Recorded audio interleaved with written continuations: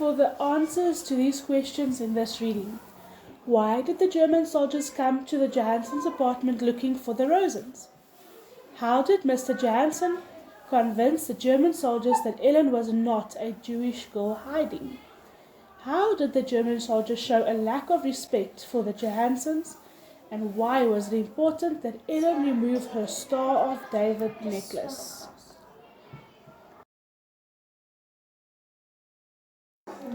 Anna-Marie heard the soldiers stalk across the living room towards the kitchen.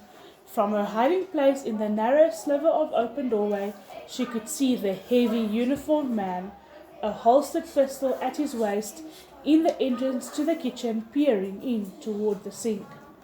Another German voice said, "The Rosens' apartment is empty. We are wondering if they might be visiting their good friends, the Johanssons." "Well," said Papa, moving slightly so that he was standing in front of Anna-Marie's bedroom door, and she could see nothing except for the dark blur of his back. "As you see, you are mistaken. There is no one here but my family. You will not object if we look around?" The voice was harsh, and it was not a question. "It seems we have no choice," Papa replied. "Please don't wait, my children," Mama requested again. "There is no need to frighten the little ones." The heavy booted feet moved across the floor again and into the other bedroom. A closet door opened and closed with a bang. Anna-Marie eased her bedroom door closed silently.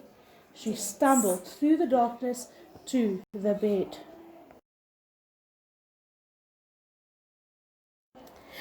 "Ellen," she whispered urgently, "take your necklace off." Ellen's hands flew to her neck. Desperately, she began trying to unhook the tiny clasp. Outside the bedroom door, the harsh voices and heavy footsteps continued. "I can't get it open," Ellen said frantically. "I never take it off. I can't even remember how to open it." Anna-Marie heard a voice just outside the door. "What is here?" "Shh," her mother replied. "My daughter's bedroom. They are sound asleep." "Hold still," Anna-Marie commanded. "This will hurt." She grabbed the little golden chain and yanked with all her strength and broke it. As the door opened and light flooded into the bedroom, she crumpled it into her hand and closed her fingers tightly. Terrified, both girls looked up at the 3 Nazi officers who entered the room. One of the men aimed a flashlight around the room. He went to the closet and looked inside. Then, with a sweep of his gloved hand, he pushed to the floor several coats and a bathrobe that hung from pegs on the wall. There was nothing else in the room except a chest of drawers, the blue decorated trunk in the corner, and a heap of Kirsty's dolls piled in a small rocking chair. The flashlight beam touched each thing in turn. Angrily, the officer turned towards the bed. "Get up," he ordered. "Come out here." Trembling, the 2 girls rose from the bed and followed him, brushing past the 2 remaining officers in the doorway to the living room. Anna-Marie looked around. These 3 uniformed men were different from the ones on the street corners. The street soldiers were often young, sometimes ill at ease, and Anna-Marie remembered how the giraffe had, for a moment, let his harsh pose slip and had smiled at Kirsty. But these men were older, and their faces were set with anger. Her parents were standing beside each other, their faces tense, but Kirsty was nowhere in sight. Thank goodness that Kirsty slept through almost everything. If they had wakened her, she would be wailing, or worse, she would be angry and her fists would fly.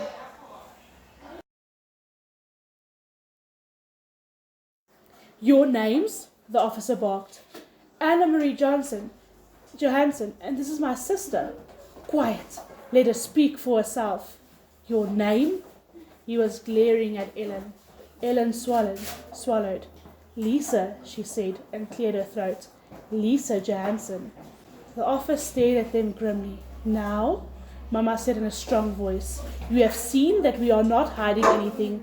May my children go back to bed. The officer ignored her. Suddenly, he grabbed a handful of Ellen's hair. Ellen winced. He laughed scornfully. You have a blonde child sleeping in the other room, and you have this blonde daughter. He gestured toward Anna-Marie with his head. Where did you get the dark-haired one? He twisted the lock of Ellen's hair. From a different father? From the milkman? Papa stepped forward. Don't speak to my wife in such a way. Let go of my daughter, or I will report you for such treatment.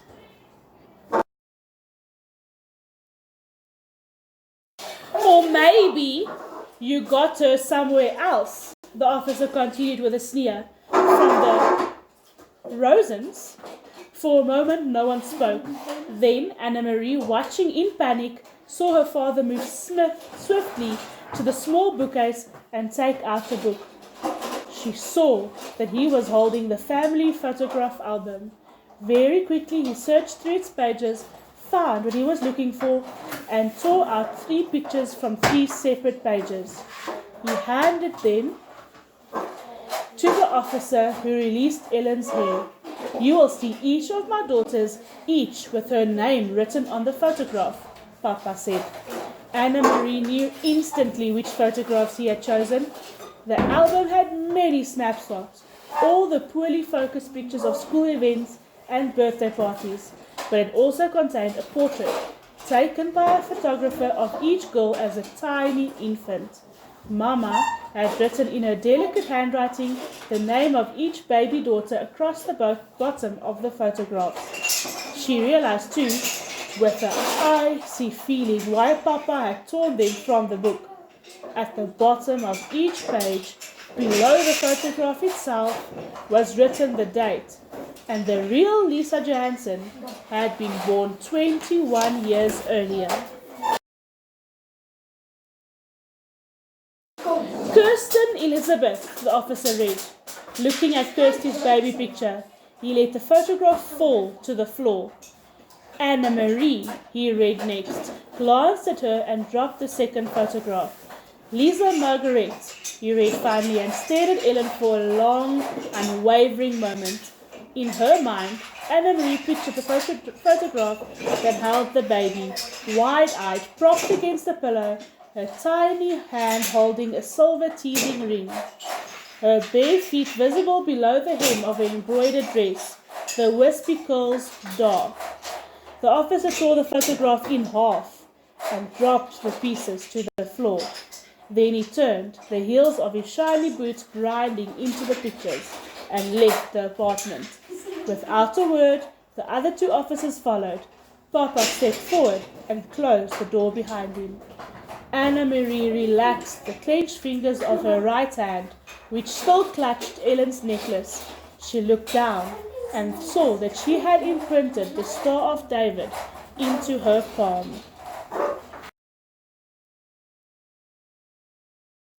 Did you find these answers? Number 1. Why did the German soldiers come to the Johanssons' apartment looking for the Rosens?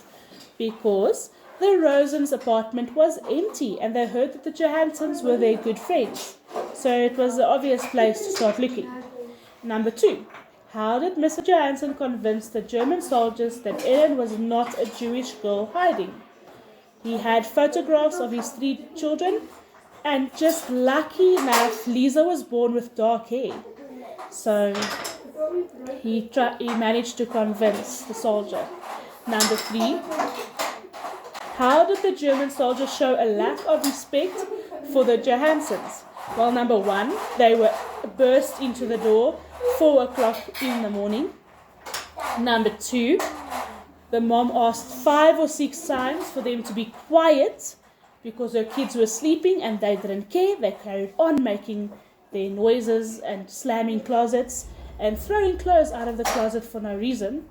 And then, to crown it all, they dropped the photographs on the floor that Papa had given them and even tore up Lisa's photo for no reason.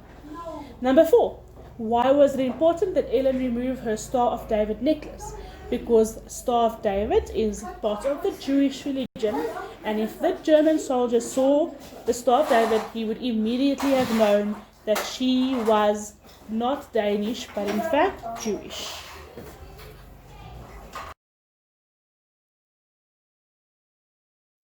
This is the Star of David symbol. The blue star in the middle, the 6-pointed star, is the Jewish Star of David.